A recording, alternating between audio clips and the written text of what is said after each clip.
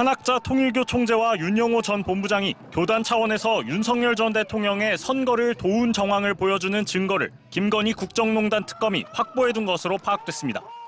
20대 대선 1년 뒤인 지난 2023년 초 한 총재와 윤 전 본부장 사이의 대화 녹음입니다.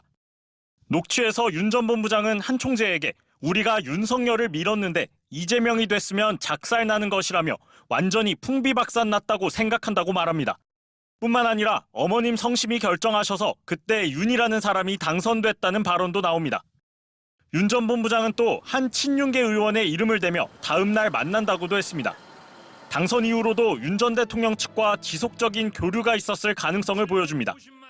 최근 한 총재의 재판에 증인으로 나온 윤 전 본부장은 당시 대선을 앞두고 민주당과 국민의힘 양쪽에 모두 선을 댔다는 취지로 증언을 하기도 했습니다. 이 같은 내용들을 종합하면 여야를 저울질하던 통일교 수뇌부가 결국 한 총재의 결정으로 어느 순간부터 국민의힘 윤석열 후보에 대한 조직적인 지원에 나섰다고 해석될 수 있습니다. 특검은 그 시점을 지난 2022년 3월 무렵으로 의심하고 있습니다.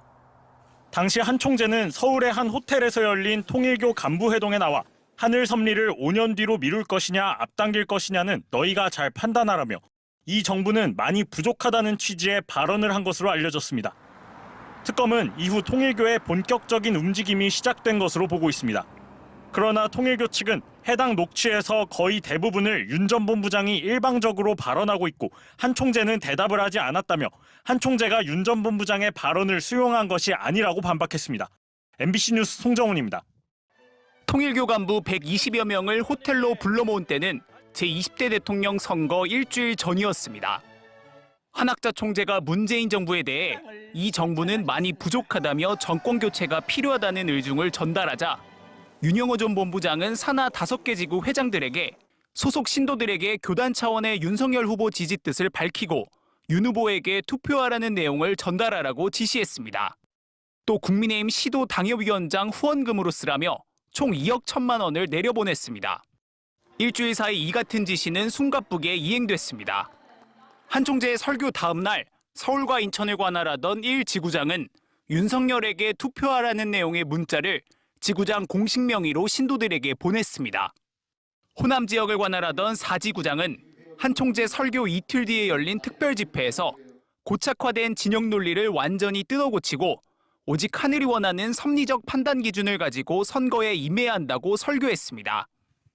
재판에서 특검 측이 이 설교에 대해 호남 지역 특성상 한 총재의 국민의힘 지지를 돌려 이야기한 것 아니냐고 묻자 4지구장은 그런 정서가 담겨 있다고 답했습니다.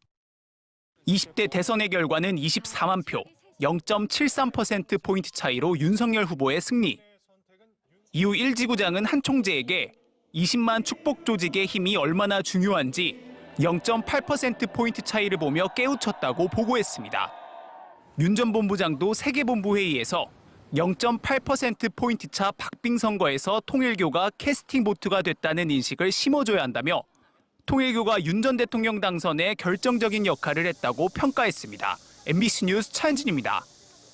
20대 대선을 목전에 둔 2022년 2월 통일교 주최로 열린 한반도 평화서밋.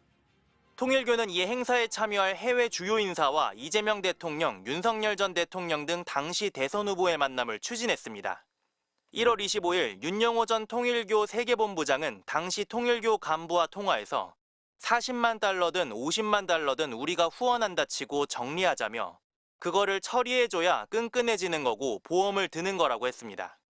윤 전 대통령은 통일교 초청으로 내한한 마이크 펜스 전 미국 부통령을 만났습니다. 비핵화를 비롯한 우리 안보와 또 이런 한미 협력에 관한 그런 얘기들을 좀 나눴습니다. 윤 전 본부장은 2월 통화에서는 몇 명이든 통일교에 신세를 지게끔 해야 한다며 정치권에 연주를 댄 이유를 설명했습니다. 국민의힘이 신세를 졌다고 생각하게 하기 위해 펜스와 윤 전 대통령을 연결한 것이라고도 했습니다. 윤 전 본부장은 연이은 통화에서 두 후보 캠프의 대화 통로도 지목했습니다. 민주당은 문재인 정부 청와대 인사들과 당시 이재명 후보 캠프에 있던 인사 실명을 언급하며 2개 라인으로 접근했다고 했고 국민의힘은 권성동 의원 등 친윤석열계 의원들 실명과 함께 3개 라인으로 접촉했다고 했습니다. 여야 양쪽에 줄을 대려던 통일교는 대선 한 달 전쯤 지지 후보를 확정한 것으로 보입니다. 2월 28일 윤 전 본부장은 3, 4주 전 한학자 총재가 Y로 하면 좋겠다고 했다고 말합니다. 이들은 통화 과정에서 윤 전 대통령을 Y로 불러왔습니다. 윤 전 본부장은 이 같은 결정을 한 총재가 3월 2일 집회에서 이야기할 거라며 우리가 캐스팅 보트를 할 수 있는 입장이 된 건 고무적이라고 자평했습니다. MBC 뉴스 공태현입니다. 지난 7월 김건희 국정농단 특검이 경기도 가평 통일교 천정궁을 압수수색했습니다.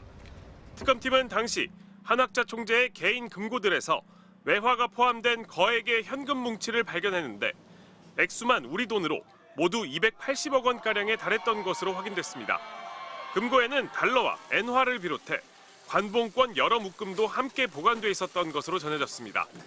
이 돈은 통일교 회계와 별개로 관리되는 자금으로 알려졌습니다.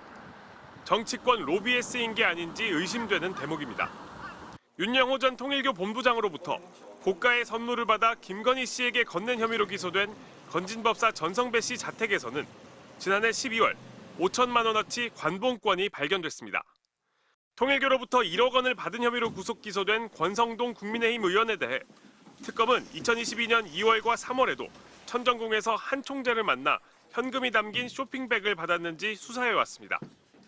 최근에는 전재수 전 해양수산부 장관, 임종성 전 민주당 의원, 김규환 전 미래통합당 의원 등에게 금품을 전달했다는 지난 8월 윤영호 전 본부장 진술도 알려지면서 통일교 로비 의혹은 점점 확대되고 있습니다.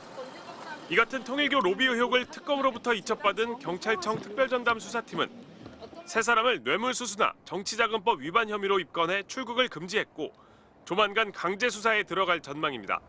또 한 총재 금고에 보관된 자금의 사용처에 대해서도 함께 수사할 것으로 보입니다. 이에 대해 한 총재 측은 통일교 단체들이 준 예물비라고 주장하고 있습니다. 선교와 포교 활동을 하기 위해 한 총재가 쓰는 이른바 특활비 같은 돈이라는 취지의 설명입니다. MBC 뉴스 윤상문입니다.